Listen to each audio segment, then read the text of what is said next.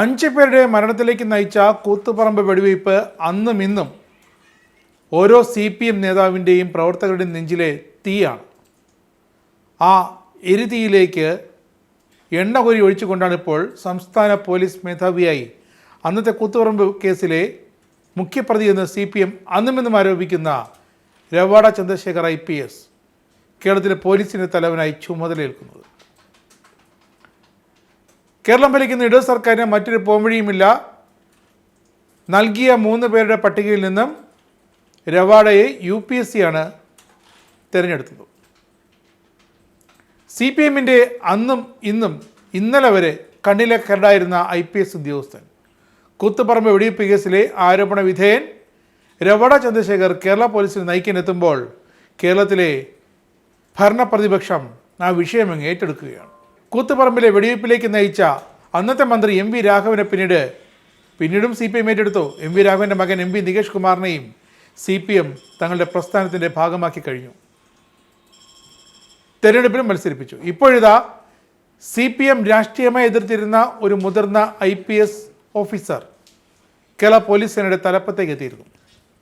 കൂത്തുപറമ്പിൽ police വെടിവയ്പ്പിലെന്ന് ജീവൻ പൊലിഞ്ഞ 5 രക്തസാക്ഷികളുടെ കുടുംബത്തെയെങ്കിലും എങ്ങനെ ബോധ്യപ്പെടുത്തുമെന്നാണ് ഇപ്പോൾ കേരളം നോക്കിക്കൊണ്ടിരിക്കുന്നത്.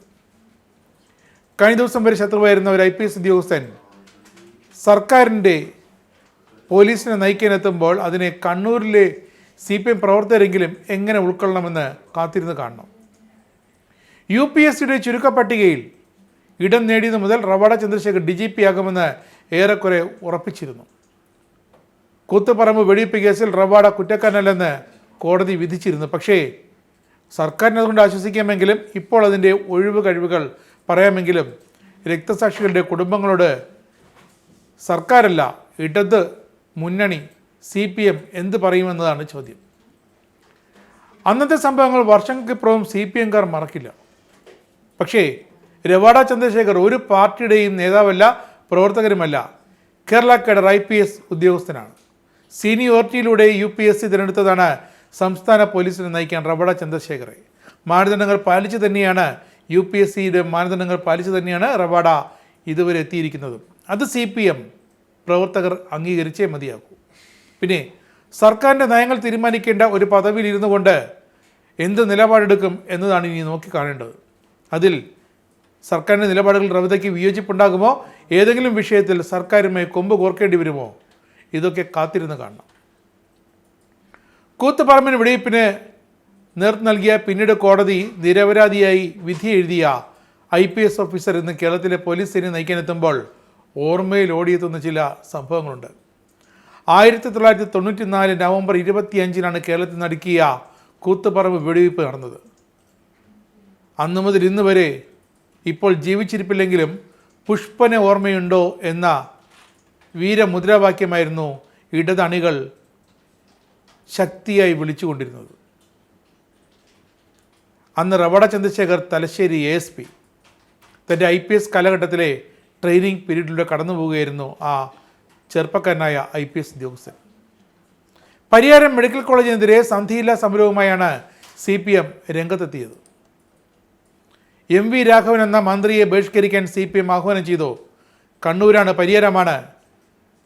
CPMൻ്റെ തീരുമാനം കല്ലെ പിളർക്കുന്ന തീരുമാനമാണ്. അത് നടപ്പാക്കിയിരിക്കും അണികൾ. CPM പ്രഖ്യാപിച്ച സമരത്തിൻ്റെ ഭാഗമായാണ് MV രാഘവന് കൂത്തുപറമ്പിലിട്ട് തടയാൻ തീരുമാനിക്കുന്നത്. സ്വകാര്യ മേഖലയ്ക്ക് UDF സർക്കാർ വിദ്യാഭ്യാസ മേഖലയെ തീരെഴുതി എന്നായിരുന്നു പരിയാരം മെഡിക്കൽ കോളേജിൻ്റെ ആവിർഭാവത്തോടെ CPMൻ്റെ വിധിയെഴുത്ത്. അങ്ങനെ CPMൻ്റെ പ്രഖ്യാപിത ശത്രുവായിരുന്ന MV രാഘവനെ രാഷ്ട്രീയമായി പ്രതിരോധിക്കുന്നതിൻ്റെ ഭാഗമായാണ് പരിയാരം മെഡിക്കൽ കോളേജിനെതിരെ പാർട്ടി പ്രക്ഷോഭ പരിപാടികൾ ആസൂത്രണം ചെയ്തതും നടപ്പാക്കിയതും. കൂത്തുപറമ്പ് അർബൻ കോപ്പറേറ്റീവ് സഹകരണ ബാങ്കിൻ്റെ സായന ശാഖയുടെ ഉദ്ഘാടനത്തിനെത്തുന്ന അന്നത്തെ സഹകരണ മന്ത്രി MV രാഘവനെ CPM DYFI പ്രവർത്തകർ വഴി തടയുമെന്ന് പ്രഖ്യാപിച്ചു. അന്ന് കണ്ണൂർ ജില്ലയുടെ പല ഭാഗങ്ങളിൽ നിന്നായി തെടുക്കപ്പെട്ട DYFI പ്രവർത്തകർ കൂത്തുപറമ്പിൽ തമ്പടിച്ചു. മന്ത്രിമാരെ MV രാഘവനും N രാമകൃഷ്ണൻ കൂത്തുപറമ്പിലേക്ക് പോകുന്നതിൽ ആശങ്കയുണ്ടെന്ന് പോലീസ് സൂപ്രണ്ട് അറിയിച്ചു. രവാഡ ചന്ദ്രശേഖരം എന്ന ഒപ്പമുണ്ടായിരുന്നു. N രാമകൃഷ്ണൻ തിരികെ പോയെങ്കിലും ബാങ്കിൻ്റെ ഉദ്ഘാടനം നിശ്ചയിച്ച സമയത്ത് നടത്തുമെന്ന വാശിയിലായിരുന്നു MV രാഘവൻ. ഇതോടെ മന്ത്രിയുടെ സുരക്ഷ വർദ്ധിപ്പിക്കാൻ നിർദ്ദേശം ലഭിച്ചു.